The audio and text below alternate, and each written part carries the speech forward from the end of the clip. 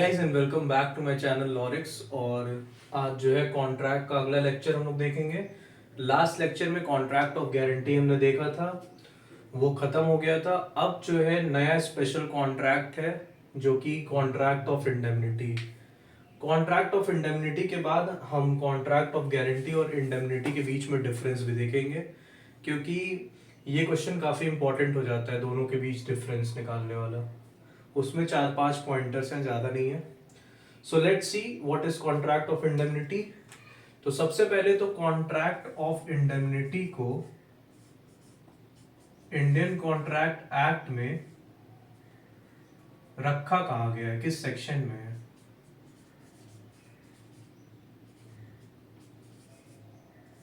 तो contract of indemnity को देखने के लिए हमें दो सेक्शन को देखना है, 124 एंड 125। सेक्शन 124 और 125 कॉन्ट्रैक्ट ऑफ इंडेमनिटी से डील करता है।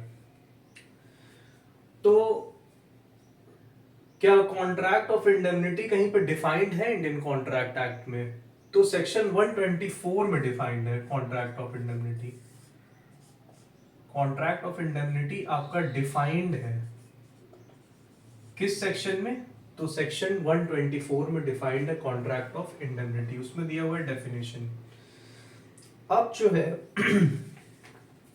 कॉन्ट्रैक्ट ऑफ इंडेमनिटी को पहले तो हम एक एग्जांपल से समझेंगे, ठीक है? क्योंकि एग्जांपल से बेहतर तरीके से हमें आसान सब शब्दों में अगर देखें तो समझ में आ जाता है। उसके बाद फिर हम प्रोविजन पे आते हैं।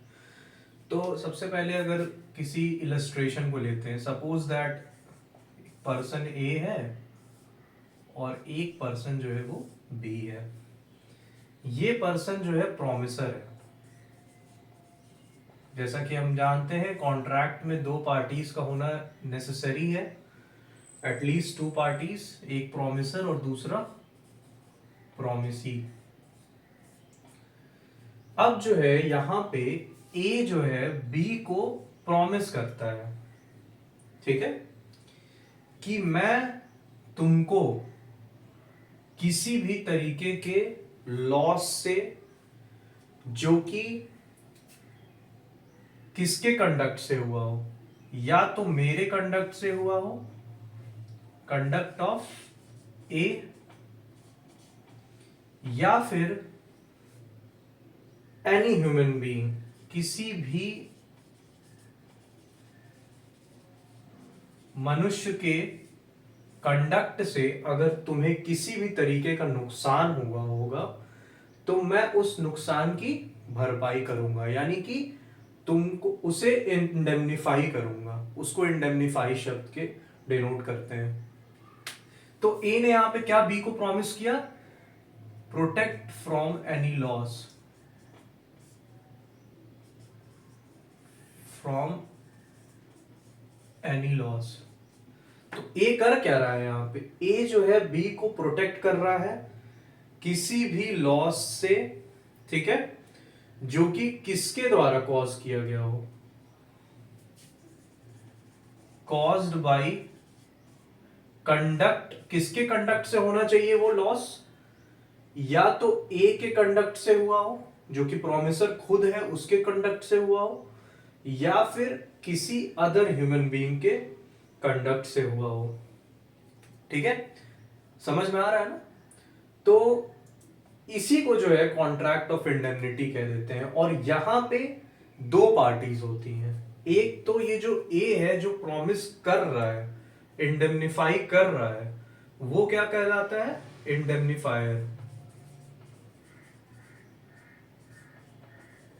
इंडेमनिफायर कहलाता है, ठीक है? और अगली पार्टी यानी कि जिसको वो इंडेमनिफाई कर रहा है, वो पार्टी आपकी कहलाएगी इंडेमनिटी होल्डर।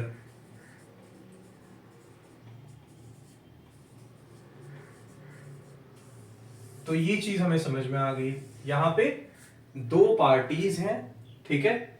एक कॉन्ट्रैक्ट हो रहा है, एक कॉन्ट्रैक्ट हो रहा है ए और बी के बीच में, और ए प्रोमिसर है यानी कि इंडेमनिफायर, जो कि बी को इंडेमनिटी होल्डर जो है उसको प्रॉमिस कर रहा है कि मैं तुम्हें किसी भी तरीके के लॉस से, जो कि किसके द्वारा कंडक्ट हुआ हो, या तो ए के द्वारा कंडक्ट हुआ हो जो कि प्रोमिसर है, या एनी ह्यूमन बीइंग, किसी भी ह्यूमन बीइंग के द्वारा अगर तुम्हें किसी भी तरीके का लॉस होता है तो मैं उसकी भरपाई यानी इंडेमनिफाई तुम्हें करूंगा, ठीक है, उस लॉस की भरपाई मैं करूंगा। तो ये आपका कॉन्ट्रैक्ट ऑफ इंडेमनिटी है। अगर जनरल आइडिया हम लोग लें कि what is contract of indemnity, अगर कोई आसान शब्दों में आपसे पूछे तो आप कॉन्ट्रैक्ट ऑफ इंडेमनिटी को ऐसे एक्सप्लेन कर सकते हैं कि कॉन्ट्रैक्ट ऑफ इंडेमनिटी ये है। अब हम आ जाते हैं प्रोविजन पे, सेक्शन 124 देखते हैं। सेक्शन 124 क्या कहता है। 124 कुछ अलग बात नहीं कहेगा, यही बात जो है वो सेंटेंस के फॉर्मेशन में लिख दिया होगा वहां पे। सो लेट्स सी, उसको ब्रेक करते हैं। सेक्शन 124 को अगर ब्रेक करें तो सेक्शन 124 कहता है it is a contract by which, it is a contract by which, it is a contract by which one party promises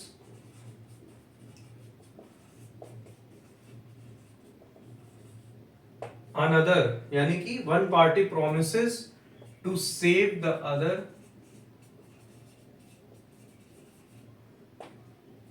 from loss caused to him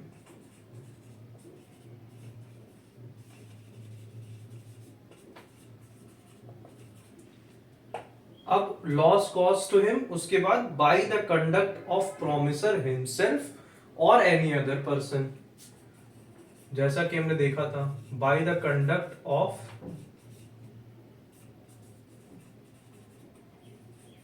promisor himself और other person.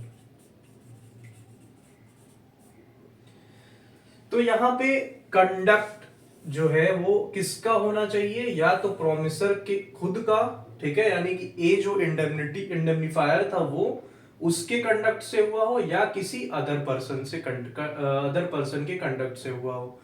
तो इतना हमें समझ में आ गया कि सेक्शन 124 में definition provide है कॉन्ट्रैक्ट ऑफ इंडेमनिटी की, और कॉन्ट्रैक्ट ऑफ इंडेमनिटी में साफ साफ लिखा हुआ है कि it is a contract by which one party promises to save the other. इसका मतलब ये तो क्लियर हो गया कि यहां पे दो पार्टी होगी, one party promises to save the other, दो पार्टी होगी और एक कॉन्ट्रैक्ट होगा।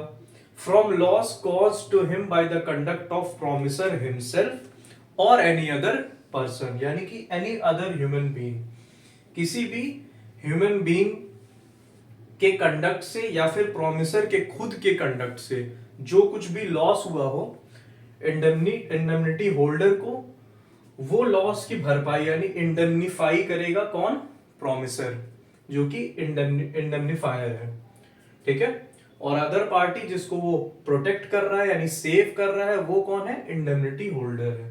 तो इतना हमें समझ में आ गया कि डेफिनेशन क्या है। अब यहां पे एक इंपॉर्टेंट चीज हमें देखनी है, हमें यहां पे इंग्लिश लॉ और इंडियन लॉ में एक डिफरेंस देखना है और एक इंपॉर्टेंट केस लॉ को यहां पे देखना है। तो इंग्लिश लॉ और इंडियन लॉ में डिफरेंस क्या है कॉन्ट्रैक्ट ऑफ इंडेमनिटी को लेकर के, और एक बहुत ही इंपॉर्टेंट केस लॉ है जो कि आपका एडमसन वर्सेस जार्विस का है। ये बहुत बार एग्जाम में पूछा गया है, प्री में पूछ लेता है कभी कभार कि ये केस किस टॉपिक से रिलेटेड है, और मेंस में भी लिखने को आ सकता है कि डिफरेंस करिए contract of indemnity English law में क्या एप्लीकेबल है और इंडियन लॉ में क्या एप्लीकेबिलिटी है इसकी। तो ये डिफरेंस करने को भी आ सकता है। ये 1827 का केस है, ठीक है। अब देखते हैं एडमसन वर्सेस जार्विस में हेल्ड क्या हुआ एक तरीके से। तो इसमें यहां पे एप्लीकेबिलिटी बता दी गई कि इंग्लिश लॉ में जो है, सबसे पहले तो ये जानिए कि इंग्लिश लॉ में जो कॉन्ट्रैक्ट ऑफ इंडेमनिटी है वो वाइडर सेंस में दिया हुआ है, यानी कि वाइडर कॉन्सेप्ट है। और अगर इंडियन लॉ देखें तो ये नैरो कॉन्सेप्ट है मेन, ठीक है। बस यही है इसमें, और कुछ नहीं है। इंग्लिश लॉ में वाइडर क्यों है? क्योंकि यहां पे जो कंडक्ट है, ठीक है, इधर ह्यूमन कंडक्ट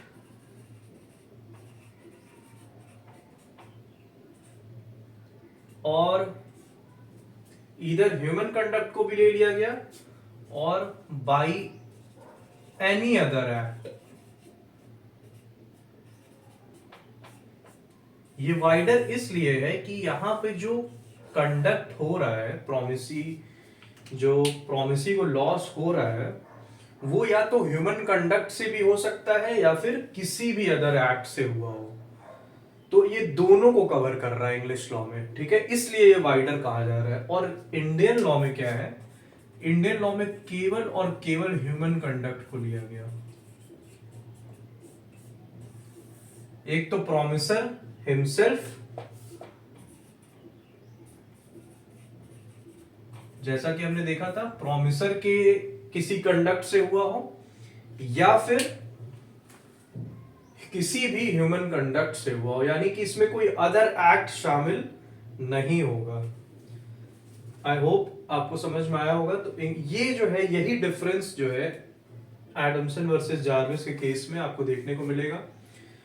इसमें जो है इंग्लिश लॉ के बारे में बताया गया कि कॉन्ट्रैक्ट ऑफ इंडेमनिटी की एप्लीकेबिलिटी कितनी है, ठीक है, तो ये वाइडर है। और इंडियन लॉ का अगर देखा जाए तो वो नैरो है। क्यों? क्योंकि उसमें केवल और केवल ह्यूमन कंडक्ट को शामिल किया गया, और प्रोमिसर के किसी कंडक्ट से अगर प्रोमिसी को किसी तरीके का लॉस हो जाता है तो उससे प्रोटेक्शन मिला, ठीक है। तो ये हमें समझ में आ गया। अब जो है एसेंशियल एलिमेंट्स निकालना हमारे लिए बहुत इजी हो जाएगा कॉन्ट्रैक्ट ऑफ इंडेमनिटी के डेफिनेशन का। तो एसेंशियल एलिमेंट्स में सबसे पहला एलिमेंट क्या हो सकता है? आप खुद ही गेस करिए। सबसे पहला एसेंशियल एलिमेंट तो यही होगा ना कि इसमें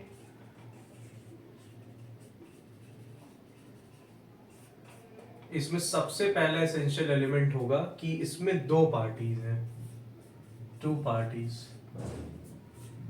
एक इंडेमनिफायर और एंड दूसरा इंडेमनिटी होल्डर। तो दो पार्टीज हो गई। The main object is protection of loss, यानी कि दूसरा एसेंशियल एलिमेंट क्या है? मेन ऑब्जेक्ट क्या है इस कॉन्ट्रैक्ट का? To protection from loss, protection of loss, ये मेन ऑब्जेक्ट हो गया। और ये कॉन्ट्रैक्ट या तो एक्सप्रेस भी हो सकता है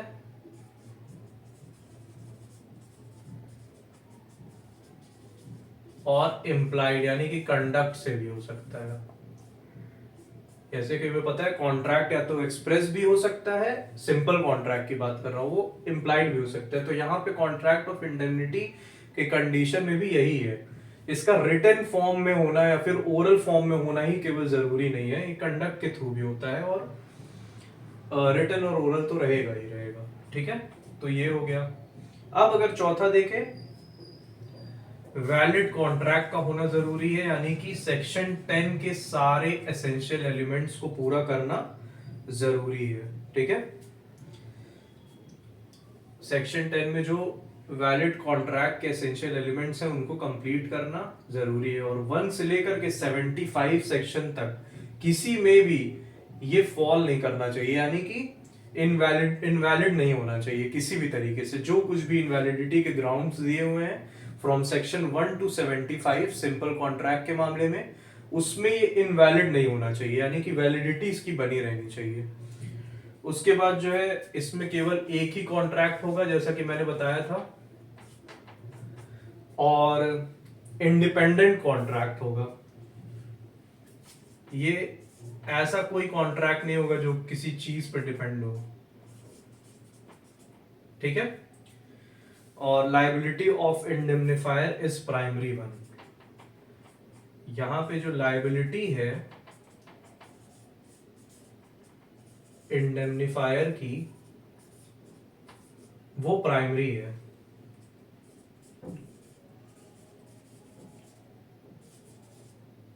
ठीक है।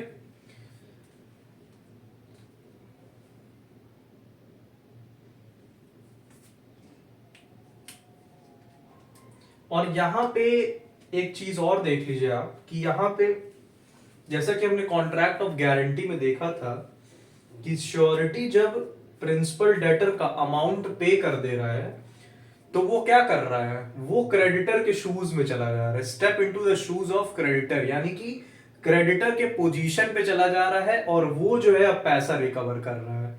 बट इस कंडीशन में यहां पे किसी भी तरीके का अमाउंट रिकवर करने की बात नहीं की गई है इस कॉन्ट्रैक्ट ऑफ इंडेमनिटी में। ठीक है। तो ये चीज जो है आप लोग समझ जाइएगा। जब लास्ट लेक्चर आप लोग कॉन्ट्रैक्ट ऑफ गारंटी अगर अच्छे से देखा होगा आपने तो ये कॉन्सेप्ट आपको समझ में आ रहा होगा। ठीक है। और अगर नहीं देखा है तो प्लीज जाकर के मेरे चैनल पे वो वीडियो पड़ी हुई है और देख सकते हैं उसको आप। अब जो है एक और सवाल जो कि अराइज होगा कि इंडेमनिफायर की लाइबिलिटी कब कमेंस होती है, यानी कि कब शुरुआत होती है, कमेंसमेंट कब होता है इंडेमनिफायर के लाइबिलिटी का। तो ये भी बहुत आसान है। इसमें 2 पॉइंट्स हमें देखने हैं। लाइबिलिटी ऑफ इंडेमनिफायर जो है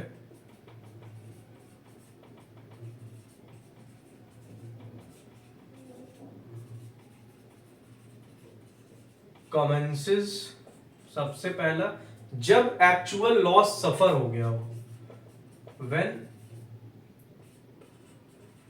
actual loss is suffered by the indemnity holder, या फिर पॉसिबिलिटी हो, यानी कि actual possibility of loss, when there is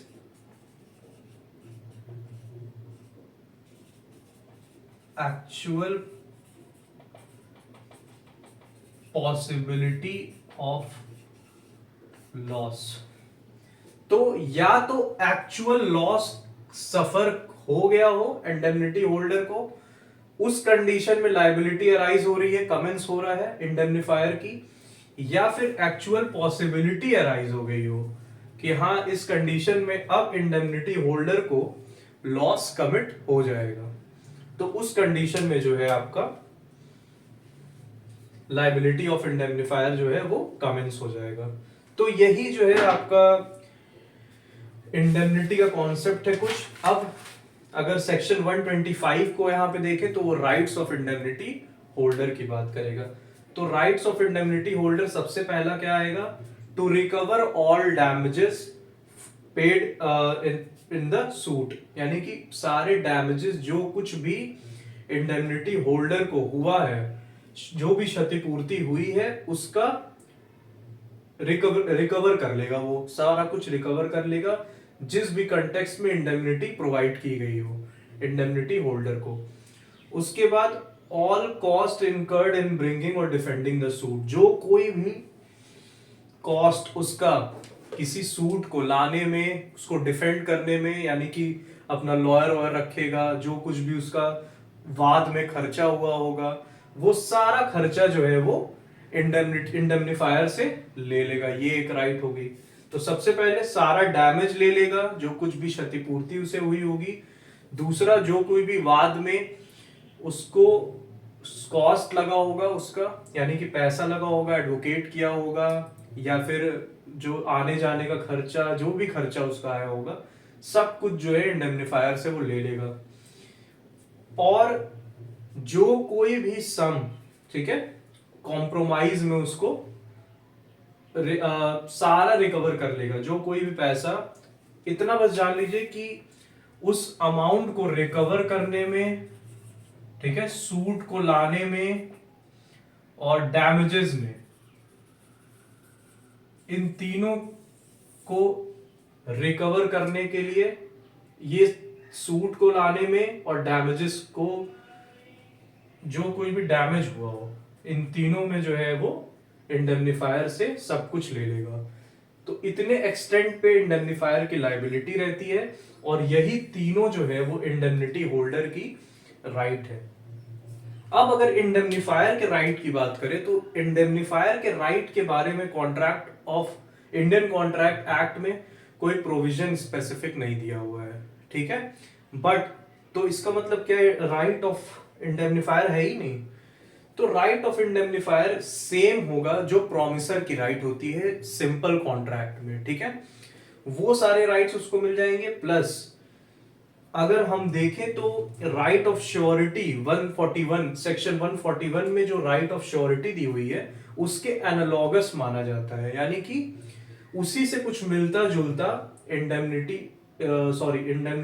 indemnifier की जो राइट्स है उसी से कुछ मिलती जुलती राइट्स इसको मिल जाएंगी। स्पेसिफिक कोई बात नहीं किया गया है राइट्स के बारे में इंडेमनिफायर के, बट अगर हम राइट्स के बारे में देखें इंडेमनिफायर के, तो वो सिंपल कॉन्ट्रैक्ट में जो प्रोमिसर होते हैं वो सारे राइट्स जो है इसको मिलेंगे, ठीक है।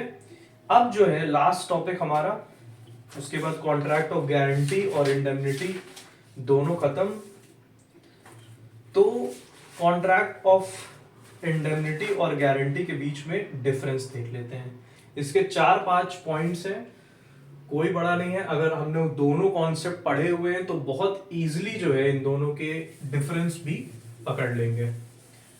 सबसे पहला डिफरेंस तो पार्टीज के बेसिस पे अगर आप कर देते हैं तो वो भी बहुत सही है। एक है कॉन्ट्रैक्ट ऑफ इंडेमनिटी और एक है कॉन्ट्रैक्ट ऑफ गारंटी, ठीक है।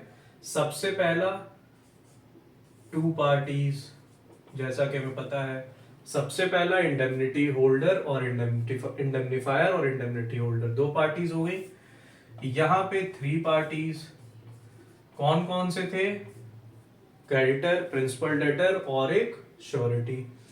यहां पे एक कॉन्ट्रैक्ट हो रहा है इंडेमनिटी में, यहां पे कितने कॉन्ट्रैक्ट हो रहे हैं, 3 कॉन्ट्रैक्ट हो रहे हैं। एक सिंपल ओरिजिनल कॉन्ट्रैक्ट हो रहा है, एक इम्प्लाइड कॉन्ट्रैक्ट हो रहा है। किसके बीच में इम्प्लाइड हो रहा था, इम्प्लाइड कॉन्ट्रैक्ट हो रहा था आपका प्रिंसिपल डेटर के बीच में और श्योरिटी के बीच में। और तीसरा कॉन्ट्रैक्ट जो है वो कौन सा है, तो वो कॉन्ट्रैक्ट ऑफ गारंटी। 3 कॉन्ट्रैक्ट यहां देखने को मिले। अब इसके बाद जो है liability of indemnifier is primary and independent, और यहां पे liability of surety depends on primary liability of principal debtor. यानी कि यहां पे जो लायबिलिटी है, किसकी लायबिलिटी, इंडेमनिफायर की, वो इंडिपेंडेंट है और प्राइमरी है, ठीक है। किसी के लायबिलिटी पे बेस नहीं है इसकी लायबिलिटी।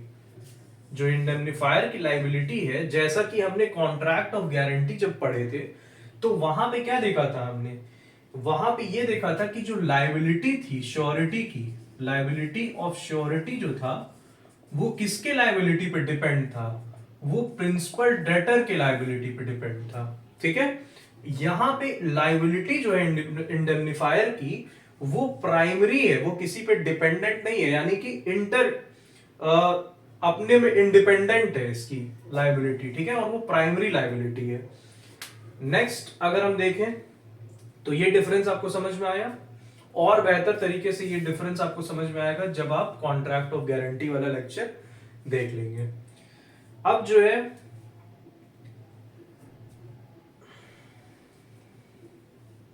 यहां पे लायबिलिटी ऑफ इंडेमनिफायर कब अराइज हो रहा है, किसी कंटिंजेंट इवेंट के होने पे, ठीक है।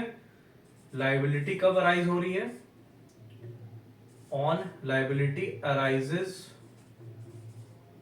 On happening of contingent event.